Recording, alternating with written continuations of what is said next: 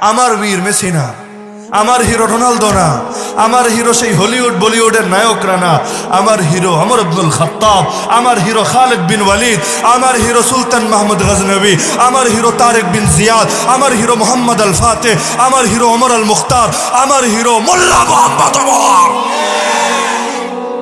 যারাই জালেমের বিরুদ্ধে লড়েছেন, যারা ইসলাম কায়েমে অবদান রেখেছেন, যারাই আমার মা বোনের ইজ্জত বাঁচাতে চেয়েছেন, যারাই হারিয়ে যাওয়া সোনালী শাসন ফিরাতে চেয়েছেন, যারাই কোরআনের খেদমত করেছেন, তারাই আমার বীর, তারাই আমার মাথার তাজ।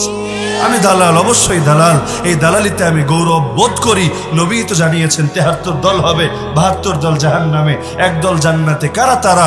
যারা দালালি করবে সুন্নাহর আর জামাত। সুতরাং দালাল হতে সমস্যা আছে না? দালাল লোকায়িত এজেন্ডা না, প্রকাশ্যে দালাল। গোলাম, আমি গোলাম, আমি স্বাধীন না, আমি গোলাম, আমি হিউম্যান বিং না, গোলাম, তবে মানুষের গোলাম।